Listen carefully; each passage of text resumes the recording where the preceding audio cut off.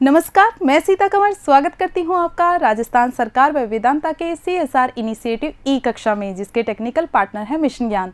हम अध्ययन कर रहे हैं चैप्टर 6 केंद्र सरकार का।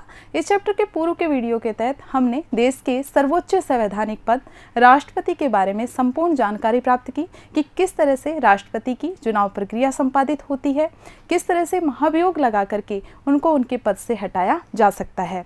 इसी के साथ ही हमने संविधान के द्वारा राष्ट्रपति को प्रदान की गई सामान्यकालीन व संकटकालीन शक्तियों का अध्ययन किया। आज के वीडियो में हम अध्ययन करेंगे देश के दूसरे सर्वोच्च संवैधानिक पद उपराष्ट्रपति पद का, कि किस तरह से उपराष्ट्रपति का चुनाव होता है, उपराष्ट्रपति पद के उम्मीदवार में कौन कौन सी योग्यताएं होना आवश्यक है। इसी के साथ ही उपराष्ट्रपति को कौन से कार्य व शक्तियां संविधान के द्वारा दिए गए हैं, उनके बारे में हम अध्ययन करेंगे। तो चलिए शुरू करते हैं। सबसे पहले देखते हैं कि संविधान के कौन से अनुच्छेद में उपराष्ट्रपति पद की व्यवस्था की गई है। तो जैसे हमने देखा, अनुच्छेद 52 के तहत राष्ट्रपति पद की व्यवस्था की गई है। और हम जब देखते हैं उपराष्ट्रपति पद को, तो अनुच्छेद 63 में साफ लिखा गया है कि भारत का एक उपराष्ट्रपति होगा। तो अनुच्छेद 63 के तहत उपराष्ट्रपति पद की व्यवस्था की गई है। सबसे इम्पोर्टेंट है ये याद रखना, अनुच्छेद 63 यह देश का दूसरा उच्चतम संवैधानिक पद होता है, क्योंकि हमने देखा संसदात्मक शासन व्यवस्था है। संसदात्मक शासन व्यवस्था होने के नाते एक होती है नाममात्र की कार्यपालिका, एक होती है वास्तविक कार्यपालिका। तो वैधानिक प्रधान सर्वोच्च हमने देखा राष्ट्रपति, और जब दूसरा पद हम देखते हैं तो इस दृष्टिकोण से आता है उपराष्ट्रपति का पद। भारत में जो ये उपराष्ट्रपति का पद सर्जित किया गया है, ये अमेरिका के उपराष्ट्रपति की तर्ज पर बनाया गया है। क्योंकि जब हमने देखा कि संविधान सभा भारत के संविधान निर्माण का कार्य कर रही थी, तो उन्होंने उस दौरान विश्व के जितने भी संविधान थे उनके जो आदर्श उपबंध थे, भाई जिस देश के संविधान में जो जो बात अच्छी लगी उसको अपना लिया गया था। तो जो उपराष्ट्रपति का पद यहाँ पे सर्जित किया गया, वो अमेरिकी संविधान की तर्ज पर, अमेरिका के उपराष्ट्रपति की तर्ज पर यह पद बनाया गया था। ये हमें याद रखना है। हम बात करते हैं कि उपराष्ट्रपति का निर्वाचन कैसे होता है। तो उपराष्ट्रपति का जो निर्वाचन होगा, पद तो हमने देख लिया अनुच्छेद 63 में है। निर्वाचन की जो विधि दी गई है, निर्वाचन की जो प्रक्रिया बताई गई है, वो सीधी सीधी प्रक्रिया बताई गई है अनुच्छेद 66 में। अनुच्छेद 66 में उपराष्ट्रपति का निर्वाचन किस तरह से होगा उसकी विधि का वर्णन किया गया है। और बहुत ही इजी है विधि, क्योंकि इससे पहले का जो वीडियो था राष्ट्रपति का निर्वाचन, उसमें हम इस विधि को अच्छे से समझ चुके हैं।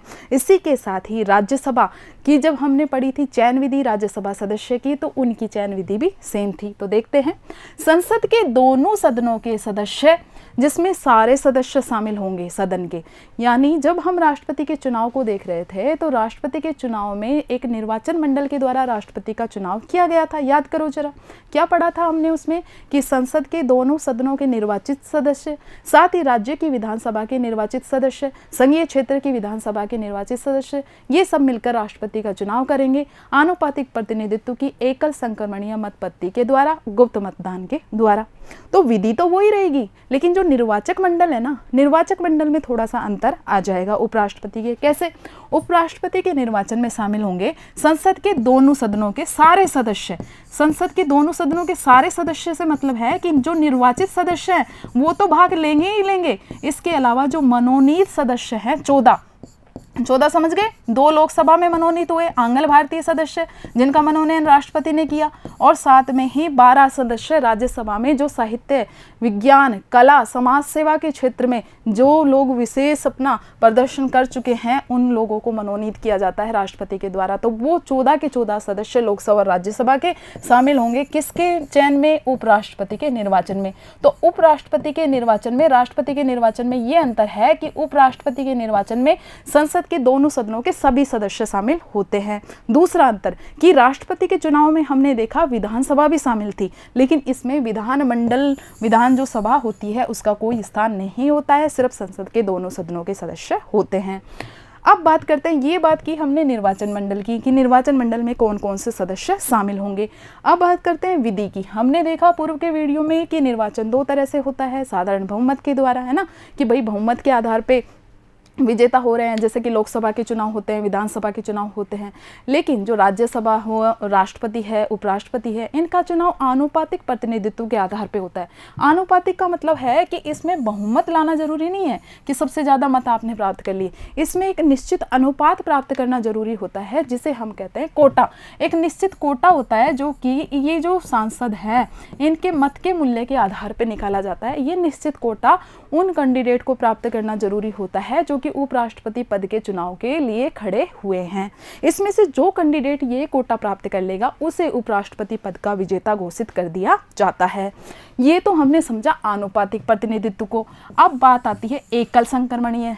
इसको एकल हस्तांतरणीय कह दो, इसको सिंगल ट्रांसफरेबल कह दो, एक ही बात है। क्या है ये कि व्यक्ति का जो ये निर्वाचन मंडल के सदस्य हैं इनका एक सांसद का मत एक ही गिना जाएगा, लेकिन उसको एक से अधिक वरीयता देने का अधिकार होगा। यानी जितने कैंडिडेट उपराष्ट्रपति के एक पद के लिए खड़े हो रहे हैं, माना कि 3 खड़े हो रहे हैं, 5 खड़े हो रहे हैं, 6 खड़े हो रहे हैं, 4 खड़े हो रहे हैं, जितने भी कैंडिडेट खड़े हो रहे हैं इनको इतनी ही वरीयता देनी पड़ेगी, इनको इतनी ही अपनी पसंद बतानी होगी। जैसे कि जैसे कि माना कि C, D, E और B ये 4 खड़े हुए हैं, तो ये एक सांसद है, ये वोट दे रहा है, तो माना कि इसकी पहली पसंद डी है तो इसको वरीयता अंकित करनी पड़ेगी फर्स्ट। बी सेकंड पसंद है तो यहाँ सेकंड, सी थर्ड पसंद है तो यहाँ थर्ड, ई फोर्थ पसंद है तो फोर्थ। अब इन जो ये वरीयता दी गई है इनका क्या प्रभाव पड़ेगा? इनका ऐसे प्रभाव पड़ेगा कि जब मतदान संपन्न हो गया है, अब मतगणना की जा रही है, वोटों की गणना की जा रही है, तो वोटों की गणना करते वक्त पहले चरण में जो ये प्रथम वरीयता वाले वोट है ना, इनकी गणना की जाएगी कि ये जो चारों कैंडिडेट हैं इनमें से किस कैंडिडेट को फर्स्ट वरीयता के वोट में इतने वोट प्राप्त हो गए कि वह न्यूनतम कोटा प्राप्त कर पा रहा है, वो कोटे को प्राप्त कर पा रहा है, तो उसे सफलतापूर्वक भाई अनाउंस कर दिया जाएगा कि ये विजेता है। लेकिन फर्स्ट चरण में जब ये प्रथम जो वरीयता थी इसके आधार पर गणना की गई तो कोई भी व्यक्ति नहीं इस कोटे को प्राप्त कर पा रहा है। ऐसी स्थिति में जो ये द्वितीय श्रेणी के हैं, द्वितीय वरीयता वाले जो वोट हैं उनकी गणना की जाएगी। जिसने सबसे कम मत प्राप्त किए हैं उसको हटा दिया जाएगा और उसके जो द्वितीय वरीयता वाले वोट हैं इनको इनके बीच में हस्तांतरित कर दिया जाएगा और ये हस्तांतरण तब तक चलता रहेगा जब तक ये न्यूनतम कोटा प्राप्त न कर लें। इस विधि को और अच्छे से डीप में मैंने एग्जाम्पल से समझाया है राष्ट्रपति के निर्वाचन विधि में, आप उसमें जाकर इसको जरूर देख लेना। तो यहाँ हमारे क्लियर हुआ आनुपातिक प्रतिनिधित्व प्रणाली की एकल संक्रमणीय मत पद्धति के माध्यम से उपराष्ट्रपति को चुना जाता है और ये गुप्त मतदान होता है, किसी को दिखाना नहीं होता है। सांसद अगर किसी को बता दें कि मैं इसको वोट दे रहा हूं तो वो मत निरस्ती मान लिया जाएगा। तो ये क्लियर है हमारे अनुच्छेद 66 के तहत दी गई निर्वाचन की विधि को, ठीक है, कि किस तरह से उपराष्ट्रपति का निर्वाचन एक निर्वाचन मंडल के द्वारा किया जाता है। अब बात करते हैं कि उपराष्ट्रपति बनने के लिए क्या क्या योग्यताएं कैंडिडेट में होनी चाहिए, उम्मीदवार में क्या क्या योग्यताएं होनी चाहिए। तो लगभग वही है जो राष्ट्रपति में थी, एक का अंतर है। पहला, भारत का नागरिक हो, दूसरा 35 वर्ष की आयु पूर्ण कर चुका हो, और थर्ड है राष्ट्रपति में हमने देखा लोकसभा का सदस्य चुने जाने की योग्यता रखता हो, और यहाँ है राज्यसभा का सदस्य बनने की योग्यता रखे, क्योंकि हमें पता है कि उपराष्ट्रपति राज्यसभा का पदेन सभापति होता है, अनुच्छेद 64 में साफ लिखा गया है। तो राज्यसभा का पदेन सभापति होता है तो उसमें ये योग्यता होनी चाहिए जो कि राज्यसभा का सदस्य चुने जाने के लिए हो। इसका ये मतलब नहीं है कि वो राज्यसभा का सदस्य होना चाहिए, इसका मतलब ये है कि जो जो योग्यताएं संविधान ने राज्यसभा के उम्मीदवार के लिए निर्धारित की हैं वो योग्यताएं वो पूरी करना उसको चाहिए। इसके अलावा कोई लाभ के पद पर नहीं होना चाहिए, न सरकार केंद्र सरकार के अधीन राज्य सरकार के अधीन किसी ऐसे पद पर न हो जिससे उसे वेतन की प्राप्ति हो या लाभ की प्राप्ति हो। और इस पे हम देख चुके हैं राष्ट्रपति का पद, उपराष्ट्रपति का पद, केंद्र या राज्य सरकार में कोई मंत्री है उसका पद और राज्यपाल का पद, इनको लाभ के पद में शामिल नहीं किया जाता है। यानी ये जो हैं आराम से अपने पद पर रहते हुए चुनाव में भाग ले सकते हैं। यानी पुनर्निर्वाचन उपराष्ट्रपति के पद पे है, आराम से बिना पद छोड़े निर्वाचन में भाग ले सकते हैं। थर्ड है इनकी पदावधि कि कितने समय तक उपराष्ट्रपति रहेंगे। तो पद ग्रहण करने की तारीख से 5 वर्ष की जो पदावधि है वो उपराष्ट्रपति की बताई गई है, यानी कार्यकाल है 5 साल का। हालांकि इस अवधि के पूर्व भी वो अपनी इच्छा से, कोई भी कारण हो सकते हैं, उनके व्यक्तिगत कारण हो सकते हैं, जिनसे वो अपना त्यागपत्र दे सकते हैं। और त्यागपत्र उपराष्ट्रपति किसे देंगे? त्यागपत्र राष्ट्रपति को देंगे। कौन? उपराष्ट्रपति। तो पहला क्वेश्चन बनता है कि जब उपराष्ट्रपति स्वेच्छा से अपना पद त्याग कर रहे हों, यानी त्यागपत्र दे रहे हों, तो वो किसको अपना त्यागपत्र सौंपेंगे? तो अपने हस्ताक्षर के साथ, अपने हस्ताक्षर सहित लेख को वह राष्ट्रपति को संबोधित करते हुए अपना त्यागपत्र देंगे। क्लियर? सेकंड, ये तो वो कंडीशन थी जब उनके द्वारा त्यागपत्र दिया जाता है राष्ट्रपति को। एक कंडीशन आती है कि उनको पद से हटाया भी जा सकता है। अब चूंकि हमने देखा उपराष्ट्रपति राज्यसभा का पदेन सभापति है, इसलिए उपराष्ट्रपति को पद से हटाने का अधिकार भी राज्यसभा ही रखती है। उपराष्ट्रपति को राज्यसभा के द्वारा संकल्प पारित करके पूर्ण बहुमत के द्वारा हटाया जा सकता है, और इसमें लोकसभा की सहमति आवश्यक है। यानी पहले यह प्रस्ताव राज्यसभा में रखा जाएगा, क्योंकि उपराष्ट्रपति राज्यसभा का पदेन सभापति होता है। इसको भी मैं समझा देती हूँ। पदेन सभापति से ये मतलब है कि भारतीय संविधान में साफ लिखा गया है कि जो व्यक्ति उपराष्ट्रपति के पद पर बैठेगा वो ऑटोमेटिक रूप से उस पद पर होने के नाते राज्यसभा का सभापति भी माना जाएगा। ठीक है, तो राज्यसभा का पदेन सभापति है, इसलिए पहला अगर हटाने का प्रस्ताव लाया जा रहा है तो राज्यसभा लाएगी। बाद में राज्यसभा से वह पारित हो जाएगा पूरे बहुमत से, तो फिर उसे आगे लोकसभा में भेजा जाएगा, और वह पद से तभी हटा माना जाएगा जब लोकसभा भी उस प्रस्ताव को पारित कर दे। हालांकि ऐसे प्रस्ताव की सूचना उस संबंधित उपराष्ट्रपति को 14 दिन पहले दिए जाना जरूरी है। भाई ये तो प्राकृतिक न्याय है ना, आप कैसे किसी व्यक्ति को बिना सूचित किए हटा सकते हो? तो उपराष्ट्रपति को जब इस पर विचार विमर्श होना होगा, उससे कम से कम 14 दिन पहले सूचित कर दिया जाएगा कि आपके विरुद्ध इस तरह का प्रस्ताव लाया गया है। तो यह हमने देखा 5 साल की अवधि। 5 साल की अवधि से पहले क्या तो त्यागपत्र के माध्यम से, या फिर उनको राज्यसभा को अगर लगे ऐसे कुछ कारण हैं कि भाई नहीं उनके द्वारा अपने कर्तव्य का निर्वहन किया जा रहा, तो हटाया जा सकता है। वह 5 वर्ष की पदावधि के उपरांत भी पद पर बने रह सकते हैं। कब? ऐसी कंडीशन कब होगी? जब तक कि 5 साल का कार्यकाल पूरा हो गया है और जब तक उनका नया उत्तराधिकारी नहीं आ रहा है, मतलब नया जो उपराष्ट्रपति चुनकर नहीं आ रहा है, तब तक वह अपने पद पर बने रह सकते हैं। वह इस पद पर कितनी ही बार निर्वाचित हो सकते हैं, अर्थात पुनर्निर्वाचन के योग्य हैं। भारतीय संविधान में कहीं पर भी इस बात की मनाही नहीं की गई है कि एक बार जो उपराष्ट्रपति बन गया वो दोबारा उपराष्ट्रपति नहीं बन सकता, यानी जितनी बार चाहें उतनी बार पुनर्निर्वाचित होकर आ सकते हैं। यदि उपराष्ट्रपति का पद मृत्यु से, या फिर हमने देखा ऊपर त्यागपत्र देने से, या फिर उनको राज्यसभा और वो प्रस्ताव पास करके बर्खास्त कर दिया गया हो, किन्हीं भी कारणों से यदि उनका पद रिक्त हो जाता है, तो ऐसी स्थिति में क्या होगा? ऐसी स्थिति में अतिशीघ्र चुनाव करवाए जाएंगे, और जो नया चुना हुआ उपराष्ट्रपति आएगा ना, वो उपराष्ट्रपति बाकी के समय के लिए नहीं आएगा। भाई जितना समय बच गया इस पहले वाले उपराष्ट्रपति के कार्यकाल का, उस बाकी के समय के लिए नहीं आएगा, बल्कि संपूर्ण समय अवधि के लिए ही उसे दोबारा चुना जाएगा। माना कि है एक राष्ट्रपति, वो पद पर कार्य कर रहा है, त्यागपत्र दे दिया, पद खाली हो गया, 3 साल बच रहे थे कार्यकाल पूरा होने में, तो जो अगला उपराष्ट्रपति चुना जाएगा वो बाकी के बचे हुए 3 साल के लिए नया चुना जा करके संपूर्ण जो 5 साल की समय अवधि है उनके लिए चयनित होकर आएगा। आई बात समझ में? क्लियर हुई? आगे बढ़ते हैं। चुनाव विवाद कि अगर उपराष्ट्रपति का चुनाव कराने की जिम्मेदारी किसकी होती है? चुनाव आयोग की होती है। राष्ट्रपति का चुनाव, उपराष्ट्रपति का चुनाव। तो चुनाव से संबंधित कोई विवाद अगर उत्पन्न हो जाता है तो इसकी शिकायत की जा सकती है सर्वोच्च न्यायालय में। लेकिन आप और हम नहीं जाके शिकायत करेंगे, बल्कि निर्वाचन मंडल के जो सदस्य हैं संसद के दोनों सदनों के, वो लोग ये कर सकते हैं। ठीक है। और उससे पहले एक बात बताना भूल गई कि उपराष्ट्रपति के पद के लिए जब आवेदन किया जाता है तो उसमें 20 तो प्रस्तावक होने चाहिए और 20 समर्थक होने चाहिए। यानी निर्वाचन मंडल में से 20 सदस्य प्रस्ताव लेकर आए कि हम इस व्यक्ति का के लिए प्रस्ताव लेकर आए हैं इसको उपराष्ट्रपति पद की उम्मीदवारी के लिए, और 20 समर्थन करें, और जो मेरे समर्थक हों वो किसी और के नहीं हों। यानी एक के जो 20 प्रस्तावक और समर्थक हैं वो दूसरे के नहीं होने चाहिए। और राष्ट्रपति में हमने देखा था 50 प्रस्तावक थे, 50 समर्थक थे। क्लियर। तो अब ये चुनाव संबंधित जो सारी शंकाएं हैं, कोई विवाद हो गया है, निर्वाचन मंडल को लग रहा है निष्पक्ष रूप से चुनाव नहीं हुए हैं, तो ऐसी स्थिति में जो ये सारे निर्णय किए जाएंगे चुनाव संबंधी वो उच्चतम न्यायालय के द्वारा किए जाएंगे, और उच्चतम न्यायालय का निर्णय अंतिम और सर्वोच्च होगा। ठीक है। क्लियर। अब आगे चलते हैं कि हमारे संविधान के द्वारा उपराष्ट्रपति को कौन कौन से कार्य व शक्तियाँ दिए गए हैं। तो सबसे पहले हमने देखा कि यह राज्यसभा का पदेन सभापति होता है, और हमने देखा ये व्यवस्था कौन से अनुच्छेद के तहत की गई है, अनुच्छेद 64 के तहत, कि सभापति के रूप में उसकी जो शक्तियां होंगी वो अमेरिकी उपराष्ट्रपति के समान ही होंगी, क्योंकि हमने अमेरिका का मॉडल अपनाया है। तो राज्यसभा के पदेन सभापति के रूप में उपराष्ट्रपति की जो पावर है वो लगभग अमेरिकी उपराष्ट्रपति के समान ही है। चूँकि हमने देखा वह राज्यसभा का सदस्य नहीं होता है, बल्कि उपराष्ट्रपति के पद पर होने के नाते वह राज्यसभा के अध्यक्ष यानी सभापति के रूप में कार्य करता है।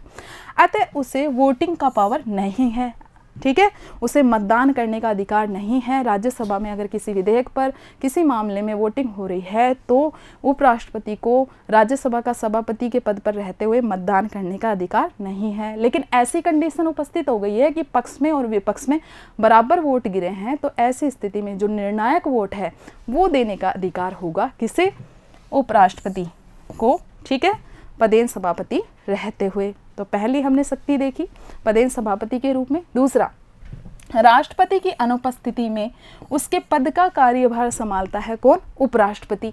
तो आर्टिकल 65 में अनुच्छेद 65 में इसकी व्यवस्था की गई है कि राष्ट्रपति का पद यदि रिक्त है तो उपराष्ट्रपति उसका कार्यकाल संभालेगा, उसका कार्यभार संभालेगा।